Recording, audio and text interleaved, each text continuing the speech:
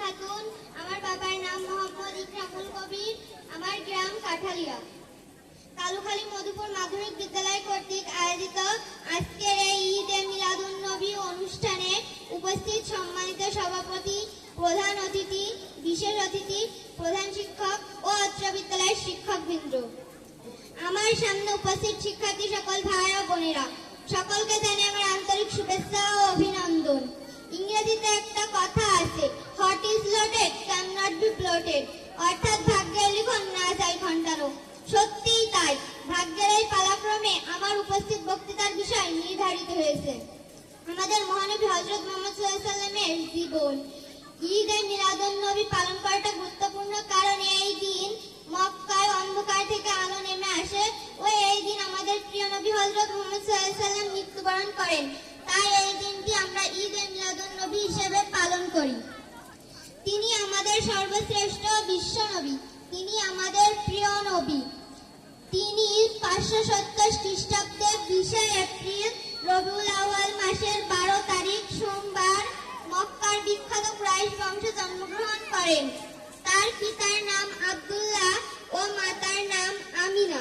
তিনি মাতৃগর্ভে 6 মাস থাকাকালীন তার পিতা আব্দুল্লাহ মৃত্যুবরণ করেন। তিনি জন্মের পর তার চাচা আবু লাহাবের দাসী সোয়েবার কাছে 7 দিন লালিত পালিত হন। এরপর ধাত্রীমা হালিমার ঘরে লালিত পালিত হন। আর ধাত্রীমা হালিমা বনু সাদ গোত্রের লোক ছিলেন, আর বনু সাদ গোত্র বিশুদ্ধ আরবিতে কথা বলতেন। তিনি ধাত্রীমা হালিমার একটি স্তন পান করতেন ও অন্যটি ভাই আব্দুল্লাহর জন্য রেখে দিতেন। তিনি যখন জন্মগ্রহণ করেন তখন আরব দেশের অবস্থা ছিল খুবই ভয়াবহ। তখন মানুষ নেশা করা, জুয়া খেলা, মারামারি ইত্যাদি করত। তখন মেয়ে সন্তান হওয়া মা বাবার জন্য খুবই লজ্জার বিষয় ছিল।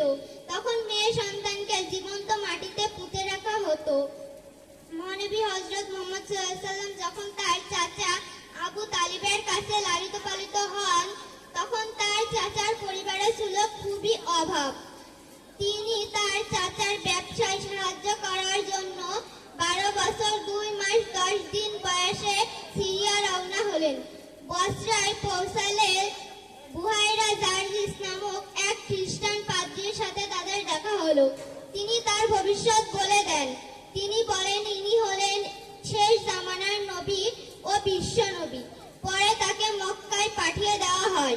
মক্কায় আসার পথে তিনি ফিজার যুদ্ধ দেখে আটকে ওঠেন। তিনি বলেন এ যুদ্ধ বন্ধ করতে হবে। এ যুদ্ধ একটানা 5 বছর হয়। তিনি হানাহানি, রক্তারক্তি দৃশ্য দেখে ব্যথিত হলেন। এরপর কয়েকজন শান্তিকামী যুবককে নিয়ে তিনি হিলফুল ফুজুল নামে শান্তি সংঘ গড়ে তোলেন। তিনি হিংসা, বিদ্বেষ, মারামারি, হানাহানি বন্ধ করতে আপ্রাণ চেষ্টা করেন। ফলে সমাজে কিছুটা শান্তি ফিরে আসে। তাই তাকে আপন পর সকলেই আল আমিন বা বিশ্বাসী উপাধিতে ভূষিত করেন। তিনি যখন হযরত খাদিজা রাদিয়াল্লাহু তাআলা আনহা এর সাথে বিবাহ করেন, তিনি তখন বিবাহের পর তিনি সাধনা ও ধ্যান আরো বাড়িয়ে দেন। তিনি মক্কার অদূরে হেরা পর্বতে ধ্যানমগ্ন করতেন। তিনি একটানা 15 বছর ধ্যানমগ্ন থাকেন। মাঝে মাঝে বাড়ি আসতেন, আবার গিয়ে হেরা গুহায় ধ্যানমগ্ন হতেন।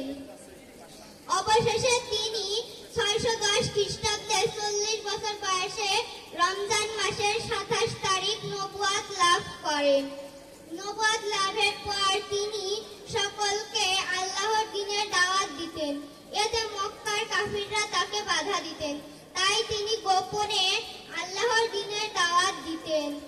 আরবের প্রভাবশালী লোকেরা তার এ কাজে বাধা দেওয়া হতো এবং মুহাম্মদ সাল্লাল্লাহু আলাইহি ওয়াসাল্লামের অনুসারীদের বিভিন্নভাবে নির্যাতন করা হতো। তা তিনি নীরবে সহ্য করেছেন এবং তিনি আরববাসীকে একদিন পুরো আল্লাহর দ্বীনে আনতে পারেন এবং তিনি বহু লোক নিয়ে একদিন আরাফাতের ময়দানে হজের উদ্দেশ্যে রওনা হলেন। সেখানে পৌঁছে তিনি পাহাড়ের উপর দাঁড়িয়ে হজ পালনের ভাষণ দেন। তিনি বলেন, আমি তোমাদের কাছে 2টি জিনিস রেখে যাচ্ছি। এক, আল্লাহ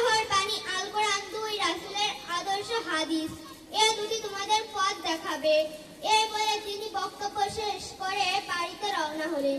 বাড়িতে আসার পথে তিনি অসুস্থ হয়ে পড়েন ও 632 খ্রিস্টাব্দে রবিউল আউয়াল মাসের সোমবার মৃত্যুবরণ করেন। তার কবর দেওয়া হয় মদিনায় মসজিদে নববীর এক পাশে। বিশ্বের মুসলমানগণ সেখানে রওজা জিয়ারত করেন এবং মহানবীর কবর জিয়ারত করেন। এই বলে আমি আমার বক্তব্য শেষ করছি। সবাইকে ধন্যবাদ।